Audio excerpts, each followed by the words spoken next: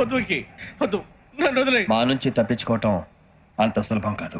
నేను పరిగెత్తి అలసిపోయాను. ఏం కావాలి? నీ ప్రాణం అక్కర్లేదు, నీ ఆస్తి అవసరం లేదు. ఏదో అవసరానికి 2000 అప్పటి ఇలా చంపేపోతున్నాడు జీవాజీ. ఆయన అప్పు తీసుకున్న తప్పించుకుని తిరగాలి కానీ ఆపేసి మీకు అక్కడ పెట్టండి. కొత్త అప్పు ఇవ్వకూడదని. ఇదిగో వెంకీ, కావాలంటే నీకు ఇచ్చిన పాత బాకీ మర్చిపోతాను, నన్ను వదిలే. మీరు మమ్మల్ని వదలనా? మేము మిమ్మల్ని వదలలేమండి. మీ దగ్గర అప్పు తీసుకున్న నిజం మమ్మల్ని నీలా వెంటాడు. అందుకు నన్ను ఎంత ఆడుతున్నారా? నన్ను అంతగా అయిపోతలేదు. ఉండి లేదంటే మొత్తం లేకుండా పోతారు. ఇప్పుడు మీకు ఇస్తే జరిగేది అదే. ఇస్తే ఇవ్వండి, లేకపోతే మానేయండి, అంతేగాని శుక్రవారం పూట అశుభ మాటలు మాత్రం ఆడకండి. శుక్రవారం లేదు, శనివారం లేదు, అసలు వడ్డీ వ్యాపారమే చేయడం లేదా? జీవాజీ, డిస్కషన్స్ అనవసరం. ఇప్పటికి 18,000 ఇచ్చారు, ఇంకో 2,000 ఇస్తే 20,000 రౌండ్ ఫిగర్ అవుతుంది. 2 రోజులు తిరిగి ఇచ్చేస్తాం. వీళ్ళకి ఇప్పుడు దాకా ఇచ్చింది 14,000 కదా, 18,000 అంటాడేమిటి పెచ్చనాయాలు? పడ్డాడు కక్కుర్తాడు. సంగతి మనకి తెలుసు. అసలేనయ్యా, ఇదే నేను మీకు ఇచ్చే ఆఖరి అప్పు. మీరు ఇచ్చిన ప్రతిసారి ఇలాగే అంటారు. ఇచ్చిన వచ్చిందని తగలేయకుండా ఊరికే వచ్చింది ఏంటి? అబ్బాయి ఏం లేదండి, జాగ్రత్తగా ఉపయోగించి పైకి రావాలయ్యా. సరే, ఈ 2,000తో 20,000 సంపాదిస్తారు. అదే కూర్చొని ఆలోచిస్తాం. ఆ జీవగాడు ఎప్పటికైనా జీవితంలో పైకి రావాలంటాడు. రోజు ఇంత పైకి వస్తాం తెల్లడికి. రే, మనం దొరికిన వాళ్ళ దగ్గర అప్పు చేసి తాగెత్తనం. ఇలా ఎన్నాళ్ళు ఇచ్చే వాళ్ళు ఉన్నన్నాళ్ళు. తెలిసిన వాళ్ళందరూ అయిపోయారు, ఇంకెవరు మిగిలారా?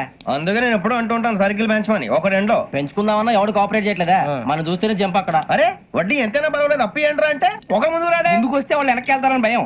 భయం భయం భయం, ఎక్కడ చూసినా భయం. ఎన్నాళ్ళు భయం? మనల్ని చూస్తే మనకే పరమ అసహాయం చేస్తుంది. మనకే కాదు, ఊళ్ళో వాళ్ళందరూ కూడా అదే ఫీలింగ్. అందరూ డిగ్రీ 3 సంవత్సరాలు చదివి పాస్ అయితే మనం 6 సంవత్సరాలు చదివి పాస్. మరి ఉద్యోగం ఎవడి?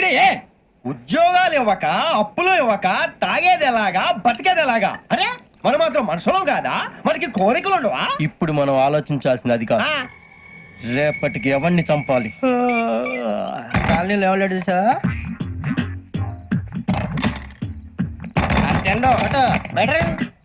నువ్వా వెంకీ? ఏంటి వెంకీ ఈ టైంలో వచ్చా? నీతో మాడే పని ఉంది, దా చెప్తా. ఏ బాగా నిద్రొస్తుందా? సరిగానే రే, నువ్వు మమ్మల్ని చూసే తలిపేసావా? మామూలుగానే వేసాను. మామూలుగా వేసేవాడివి. మేము రావడానికి 1 నిమిషం ముందో, మేము వెళ్ళాక 1 నిమిషం తర్వాత వేయాలి కానీ బిలాల్ రాజా, నాకు నిద్ర వచ్చి పడుకుందామని తలుపేసుకున్నాను. అయినా నా ఇంటి తలుపులు నేను అడిగేసుకోవాలంటే తప్పు చేసిన కాక ఇంకా గేర్ సమాధానం చెప్తావా? మీ ఇంట్లో పెళ్లిడికి వచ్చిన ఆడపిల్లలు ఎదురున్నారు. ఇదిగో అమ్మాయిలు, మీతో ఎప్పుడైనా యథాశాలు వేసానా? విన్నారా? అడుగు తలుపులు వేసావు. అనవసరంగా గొడవ ఎందుకు? ఇక్కడి నుంచి వెళ్ళండి. గొడవ? మీ ఇంటి మీద పడి ఎప్పుడైనా గొడవ చేశానా బిని గారు? లేదు బాబు. విన్నారా? చెప్పు, మమ్మల్ని చూసి తలుపులు ఎందుకు వేసుకున్నావు? అరే మాకు అప్పించిన వాళ్ళు కూడా మమ్మల్ని చూసి ఎప్పుడు తలుపులు వేసుకోలేదు. ఏం జీవాజీ? మరి నువ్వు ఎందుకు వేసుకున్నావు? బాబు టప్ అయిపోయింది, బుద్ధి తక్కువ వేసాను చాలా. అంటే మా మోకాల మీద తలుపులు వేసామని ఒప్పేసుకుంటున్నావు? ఒప్పుకుంటున్నాను. సరే ఇప్పుడు చెప్పు, మా మొఖాల మీద తలుపులు వేసేంత తప్పు మేము ఏం చేసామరా? తప్పైపోయిందని అంటున్నారు కదా, వదిలేయండి బాబు. అదే తప్పు మేము చేసి మమ్మల్ని వదిలేయమంటే మీరు వదిలేస్తారా బిని గారు? తప్పని ఒప్పుకుంటున్నాడు కదా అయ్యా. ఇప్పుడు టైం 11 అయింది, వెళ్ళి పడుకోండి. 11 అయిందా? కొమ్మ ఉంచాడు కదా. నాకు సంబంధం ఏంటి? ఉంది, సంబంధం ఉంది. 11 గంటలకి నా క్లోజ్ ఫ్రెండ్ ఢిల్లీ వెళ్తున్నాడు. 5,000 అప్పిస్తానని ఎయిర్పోర్ట్ రమ్మని చెప్పాడు. నీ గొడవలో పడి ఆ సంగతే మర్చిపోయాను. ఇప్పుడు నాకు జరిగిన నష్టానికి భర్తీ ఎవరు చేస్తారు? మీరా మీరా మీరా? ఎవడు పడితే ఎందుకు చేస్తాడా భర్తీ? మళ్ళీ వాడి నువ్వు తప్పు ఎవడు చేసా వాడే చేస్తా. దానికి కారణం ఈ 10 మనిషే కదా. వాడే చేస్తాడు. యజ్ఞాత షడద్వాతీత రూపిణి అవ్యాజ కరుణామూర్తిరజ్ఞానాధ్వాంత దీపిక. బీరు రమ్ము కలుపుకూడదు, తలకే పట్టేసింది.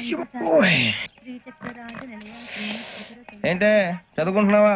చదువుకో చదువుకో. దేనైనా వెనక్కి తీసుకురావాలం గానీ కాలం వెనక్కి తీసుకురావడం ఎవడి వల్ల కాదు. టైం విలువ గురించి నువ్వు మాట్లాడడం. నువ్వు ఎలా పోతే నాకెందుకులే. ఏమ్మా నీ పూజ అయిందా? తలకే పట్టేసింది, కాస్త మజ్జిగుంటే ఇవే. మా నాయనే అందరూ పొద్దున్నే లేచి టీలు కాఫీలు అడుగుతుంటే నువ్వు మాత్రం మజ్జిగ అడుగుతున్నావురా. కాఫీలు టీలు తాగే స్టేజ్ వాడు ఎప్పుడో దాటిపోయాడు. రాత్రి తాగింది దిగాలంటే మజ్జిగే తాగాలి. నువ్వు తల దించుకోవడం ఎందుకురా? నీలాంటి యదవనగానందుకు నేనే దించుకోవాలి తల. రాత్రి సుబ్బారావు గారి ఇంటి మీద గొడవకి వెళ్ళేవంటగా. అలా చెప్పాడు మీకు? ఏ మళ్ళీ గొడవ కెడతావా? నీ దెబ్బకు భయపడి రాత్రి తలుపులు తీసి పడుకున్నారంట. తెల్లారగా టైంట్లో దొంగలు పడ్డారు. ఇంట్లో ఉందిలేండి, పట్టుకుపోవడానికి అక్కడ కూతురు తప్ప. ఎన్నాళ్ళు ఇలా బేవర్స్గా తిరుగుతావురా? ఇన్నాళ్ళని ఏం ఫిక్స్ అవ్వలేదండి. చిచి నాన్నా, అమ్మా, కంబైన్ స్టైల్స్ కి ఫ్రెండ్స్ ఇంటికి పిలుద్దాం అంటే వీడికి భయపడి ఎవరు రావడం లేదు. నేనేం చేశానే? వాళ్ళ వంక అదోలా చూస్తున్నావంట. ఆ గొప్ప ఫిగర్ అని అదోలా చూస్తాను, ఏదో మోహాలు వేసుకొని. చదిగా ఆ గొంతు ఆ వాలకం చూడలేకపోతున్నాను రా బాబు. చిన్నప్పుడు వచ్చి నా అలాగే ఉన్నావు, తెగ ముడిచిపోయారు. ఇప్పుడు నచ్చట్లేదు నాన్నగారు మీకు? నేను యదవలతో డిస్కస్ చేయను. నేను చేస్తాను. మీరు చెప్పదలుచుకుంది ఏమిటో చెప్పండి. ఇంక చెప్పేదే ఉంది. నువ్వు ఇలా గాలికి తిరుగుతుంటే నేను తిండి పెట్టలేను. నాన్నగారు ఇప్పుడు శుక్ర మహాదశి 4వ పాదంలో ఉంది. నేను ఇప్పుడు ఏం చేసినా కలిసి రాదు. శనిగారు సెంటర్ లో కాసేసి నన్నే చూస్తాడంట. వాడు అలా సైడ్ అయిపోయి నేను ఏదో ఒకటి అవుతాను కదా, మీరు కంగారు పడకండి. ఇవన్నీ ఆ జగదాంబ చౌదరి గారు చెప్పాడా? జేసీ గారిని గాడు గిడు అనకండి బాబు, మీకే మంచిది కాదు. అబ్బా ఊరుకోండి, ఎవరి నమ్మకాలు వాళ్ళవి. ఎరా ఇంతకీ ఆ శనిగాడు సైడ్ కి ఎప్పుడు వెళ్తాడంట? నేను పోయా. నువ్వు సెంటర్ లోకి రావాలమ్మా. మరి ఆ గురువు సెంటర్ లోకి ఎప్పుడు వస్తాడంటావు? అవన్నీ మనకి తెలుస్తాయి అంటే జేసీ గారు తెలుస్తాయి. నాన్నగారు ఒక 1000 రూపాయలు ఇవ్వండి, నెక్స్ట్ నుంచి అన్ని అడిగేసి వస్తాను. ఎదిగిన కూతురు గుండెల మీద కుంపటైతే నీలాంటి బేవార్స్ కొడుకు క్లైమోర్ మైన్స్ లాంటి వాడు చీదరిదుడా. ఆ జేసీ గారు పోయాక వీడు నేను అమ్మ నువ్వే ఫీల్ ఓకే. ఆయన కావాలని అంటున్న మాటలు కాదు, ఆయన దేవుడు. కానీ ఆ శనిగాడు ఆడి కాన్సన్ట్రేషన్ అంతా నా మీదే పెట్టేశాడు. మరి ఇప్పుడు ఎలాగరా నాన్న? ఆ పని మీద డబ్బులు అడుగుతుంటే ఆయన ఇసుక్కుంటున్నాడు. పోనీ నువ్వేనా ఇవే? నా దగ్గర కూడా లేవురా. తెలుగు భాషలో నాకు నచ్చని ఒకే ఒక్క పదం లేదు.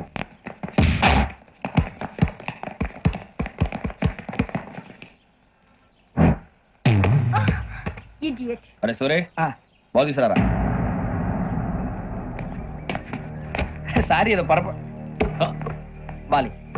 బాస్కెట్ బాల్ మాలాంటి వాళ్ళు ఆడాలి. మీలాంటి మాసన కొడుకులు ఆడితే ఇలాగే ఉంటది. ఇలాగే ఇలాగే అయ్యో, కొడతావేంటి? ఇలాగే ఉంటది.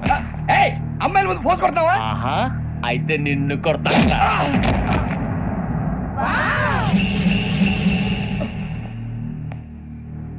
వాడు అమ్మాయిలు ఉన్నారని చూడరా ఎరా రెచ్చిపోతున్నాడు. బాస్కెట్ బాల్ మీ వాడి ఆట కానీ మీలాంటి మాసోళ్ళు ఆడే ఆట కాదు అంటున్నాడు రా. రే, ఇంత ముందు 2-3 సార్లు కూడా ప్రతి విషయంలో జోక్యం చేసుకుని మనల్ని కొడుతున్నాడు రా.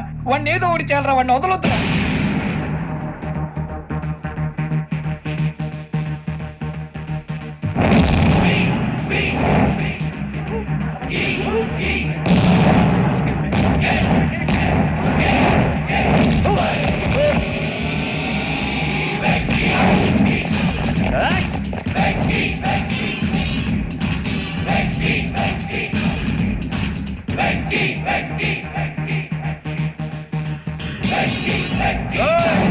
ఆడపిల్లలంటే ఎవరికైనా దెబ్బ తగిలితే అయ్యో అంటారు, మీకేమో ఎవరైనా కొడితే కామెడీ. కొట్టినోళ్ళు మీ దృష్టిలో హీరోలు. ఇప్పుడు నేను పచ్చడి కొడేస్తాను, నేను హీరోని అయిపోతానా? అయిపోతానా? ఏంట్రా రెచ్చిపోతున్నావు? మాకు ఛాన్స్ ఇవ్వా? అసలు వచ్చిందే నీకోసం. మా వాడి బ్యాక్గ్రౌండ్ తెలియక అడమే చేయిస్తావు. ఇప్పుడు నీకు అప్పుడు అయిపోతున్నా రే. వాడి బ్యాక్గ్రౌండ్ సరే, అసలు నీ బ్యాక్గ్రౌండ్ ఏంట్రా? నాకు సెపరేట్ బ్యాక్గ్రౌండ్ అంటూ ఏం లేదురా. నేను ఎక్కడ నిలబెడితే అదే నా గ్రౌండ్. అంత పుడింగువా? తెల్దా?